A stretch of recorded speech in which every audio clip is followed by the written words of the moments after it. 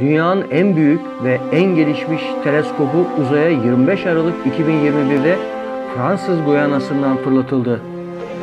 And Allumage liftoff. EAP, décollage. Décollage, lift.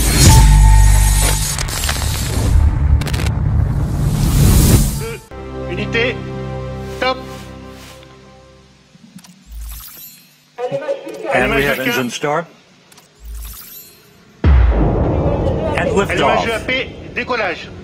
Décollage, liftoff from a tropical rainforest to the edge of time itself. James Webb begins a voyage back to the birth of the universe. Evet, gönderildiği bu tarih büyük bir ihtimalle evren tarihinin yeniden yazıldığı gün olarak tarihe geçecek. Hubble teleskobundan tam 100 kat daha güçlü olan James Webb Uzay Teleskobu bugüne kadar hiç görmediğimiz şeyleri görmemizi sağlayacak. Milyarlarca yıl önce evrenin doğduğu ilk zamanları gözlemleyecek. Bir çeşit zaman makinesi gibi çalışarak galaksilerin, yıldızların, gezegenlerin nasıl oluştuğu konusunda bugüne kadar hiç bilmediğimiz şeyleri öğrenmemizi sağlayacak. Gökyüzüne baktığımızda en fazla 5000 yıldızı çıplak gözle görebiliriz. Çünkü dünyanın atmosferi ve gözümüzün küçüklüğü görüşümüzü kısıtlar. Bu yüzden 90'lı yıllarda uzaya insan gözünün 100 katı büyüklüğünde bir göz yapılıp gönderildi.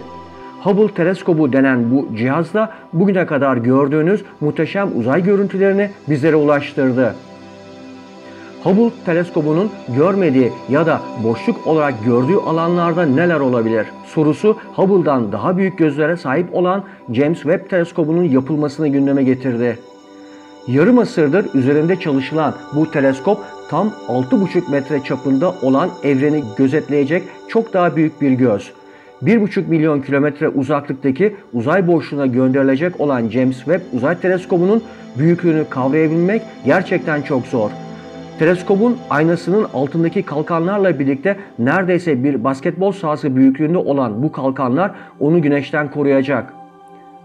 Bu kalkanlar A4 kağıdından daha ince olan toplamda 5 tane tabakadan oluşuyor. Uzaya gittiğinde en dış katmanı 110 santigrat derece gibi muazzam bir sıcaklığa ulaşacak.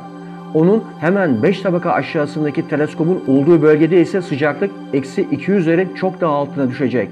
Çünkü evrenin en uzak noktalarındaki en soluk ışıkları kızılötesi dalgaları yakalayabilmesi için eksi 267 santigrat dereceye ulaşması gerekiyor. Aksi takdirde kendi ürettiği sıcaklığı bile tespit etmeye başlayacak. Yani o kadar hassas. Teleskop üzerinde yer alan kameraların böyle bir soğuklukta çalışabilmesi için Crycooler adını verdikleri helyumlu özel bir soğutma sistemi geliştirmişlerdir. Altın kaplamalı 18 tane altıgen ayna aynı bir arı peteği gibi dizilerek tek bir ayna gibi davranması sağlanmış. O yüzden her bir aynanın çok hassas motorlarla yönlendirilebilmesi gerekiyor. Bu motorların aynaları saç teli kalınlığının 10.000'de biri hassasiyetle bağımsız olarak hareket edebiliyor. İşte bu şekilde gece görüşü kameralarında olduğu gibi ısıyı, kızılötesini yani infrared ışığını yakalayacak. Çünkü evrenin ve zamanın başlangıcındaki o galaksilerin ilk hallerinden geriye kalan tek şey o sönük olan ışık.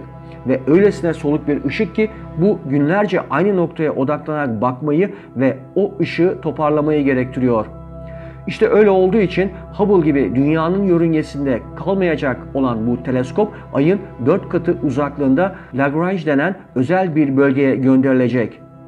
İşte Dünya ve Güneş'in oluşturduğu Lagrange 2 ya da kısaca L2 noktası adı verilen özel bir bölgede Dünya'dan 1,5 milyon kilometre uzakta konumlanacak.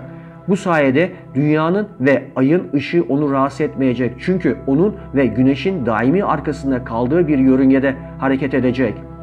Fakat bu özel bölgeye gidebilmesi için de Ay ile Dünya arasındaki mesafenin 4 katı kadar bir mesafeye gitmesi gerekiyor. Teleskop uzaydaki konumuna yerleşirken 50 farklı parçanın açılıp adeta bir Transformers gibi yerine oturması gerekiyor. Ve tabii bunların her birinin sorunsuzca çalışması lazım. Onu güneşten koruyacak olan kalkanın açılması ve bu sistemin kurulumu için 140 farklı açılış mekanizmasındaki 70 farklı menteşe 400 metre uzunluğunda 90 ayrı kablo kullanılmış. Elbette ki bunların testlerinin titizlikle yapılmasının yanı sıra risk hesaplamaları da yapılıyor. toplamda 344 farklı adımın hiçbir problemle karşılaşmadan gerçekleştirilmesi gerek. Hata payı 0 olması gereken bu projenin yıllarca ertelenme sebebi hassas ve titizlikle çalışmaların bir sonucu arkadaşlar. Yani diyebiliriz ki yeryüzünde hata payına en az izin verilecek bir proje bu. Peki bu fırlatma ve sonrasında neleri göreceğiz? Fırlatmadan kısa bir süre sonra roketten ayrılan teleskop dikkatle ayarlanmış bir dizi manevra gerçekleştirmeye başlayacak. Fırlatmadan 31 dakika sonra enerji sağlayabilmesi için güneş panelleri açılacak.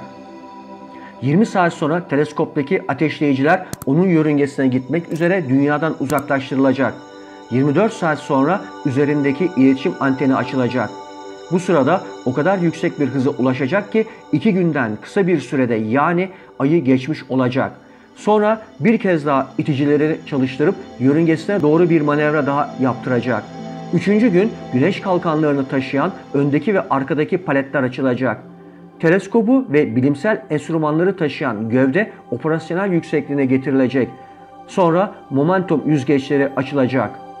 Bu yüzgeçler güneşin güçlü etkilerine maruz kalacak olan kalkanları dengelemeye çalışacak. Bu aşamadan sonra kalkanları koruyan özel kaplama yavaş yavaş sökülmeye başlanacak. Daha sonra kalkanları tam ortadan destekleyen teleskopik direkler açılmaya başlanacak. Adeta yelkenli bir geminin direkleri gibi sırasıyla her iki yönde bu açılım gerçekleştirilecek.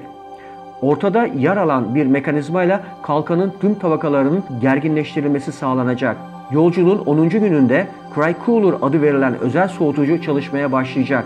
Ardından optik araçlardan ilki ikincil ayna açılacak.